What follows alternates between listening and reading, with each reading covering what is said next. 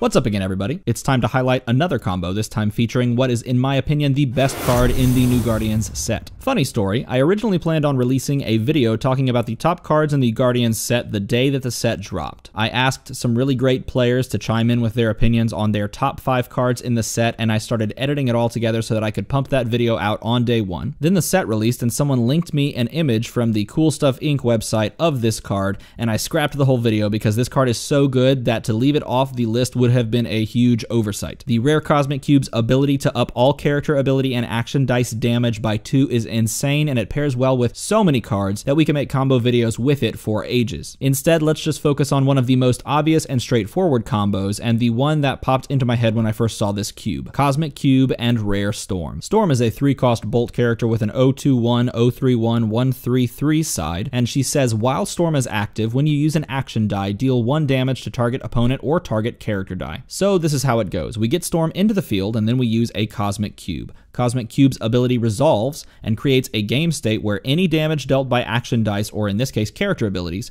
is increased by 2. Then Storm's ability will trigger due to us playing an action die, the cube, and deal 1 damage, which will be upped by 2 because of the game state created by the cube. Therefore, she will deal 3 damage to the opponent. Pretty simple so far. Now comes the interesting part. The cube's ability stacks, meaning that if we play a second cube on the same turn, then all damage dealt by actions and character abilities is upped by a total of 4, and Storm will trigger again, this time dealing 5 damage, 1 plus 2 plus 2, 1 plus 2 plus 2 plus 1, to the opponent. And this can keep stacking if you play more and more and more cubes on the same turn. For example, if you play 3 cubes on the same turn, you get 1 plus 2 plus 2 plus 2. That's 1 plus 2 plus 1 plus 1. And if you played 4 cubes on one turn, it would be 1 plus 2 plus 2. 1 plus 2 plus 1. Shut up! Anyway, you get the picture, it's a lot of damage. So let's move on to what else we put on the team. Those 2 cards work well together, and they can hit really hard if they roll up, but once you use your cubes, you have to wait for them to cycle back through the bag to use them again. Rather than waiting on that, we're going to include Scarlet Witch Hex Bolts from the Doctor Strange team pack. Scarlet Witch is a 4-cost bolt character with an 013, 033, 153 side, and she says while Scarlet Witch is active, when you use an action die, you may pay 1 energy to add it to your prep area. This way, each time we use a cube, we can pay an energy to automatically prep it.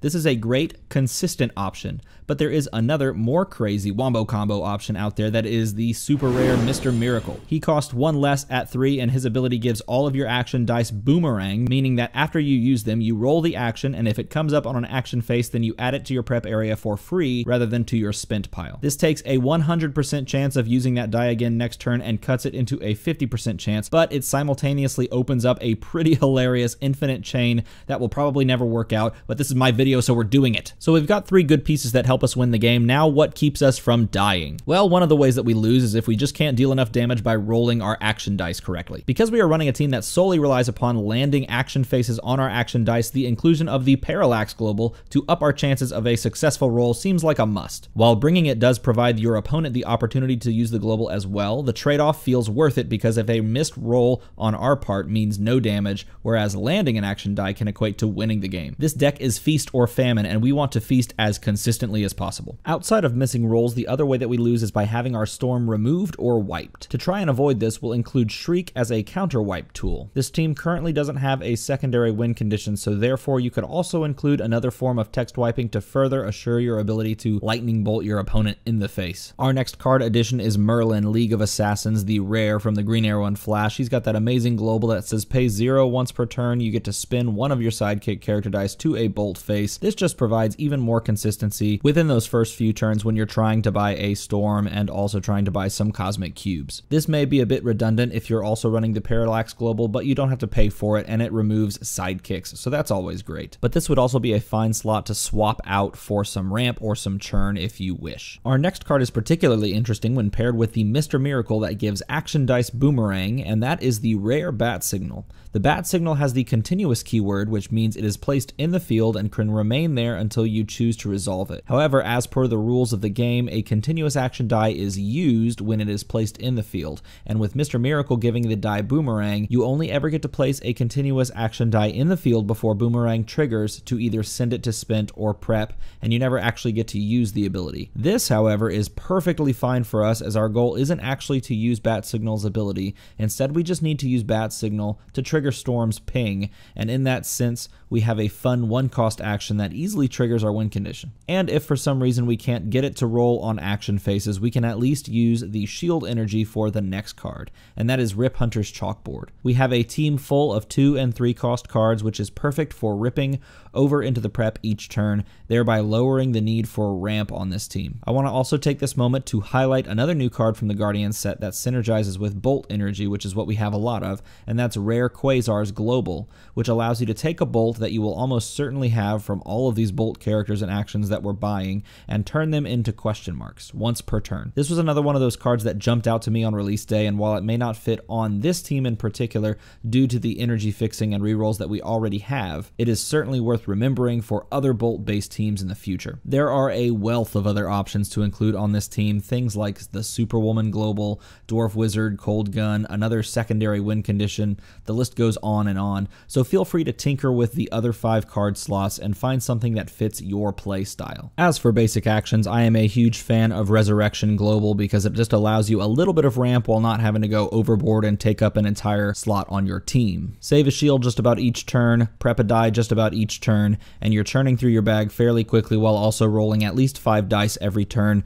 That's not even counting if you rip something over, so you can have some pretty decent rolls with a lot of energy at your disposal by using just this single global. I mentioned the crazy little infinite combo that you can do with Mr. Miracle earlier, and it involves our second basic action card, Momentum. Momentum, when used, allows you to roll any number of your dice from your prep area and add them to your reserve pool, and if you end up with 2 of these in your reserve on action phases and Mr. Miracle in the field, then you can conceivably go infinite, and this is how. In our field zone, we have Storm and Mr. Miracle. In our reserve pool, we have 2 Momentums and a cube thrown in for good measure. We first play the cube to up Storm's damage, and because of Mr. Miracle, cube is boomeranged, and for all intents and purposes in this scenario, let's pretend that we always win the coin flip and all boomerang triggers send our dice to prep successfully. Cube goes to prep, and Storm deals 3 damage. Then we use Momentum to roll cube again, and it lands on an action phase and moves back into reserve. Storm deals 3 damage from the Momentum usage, and Momentum boomerangs successfully into prep. We then use the cube again, dealing 5 damage with Storm this time,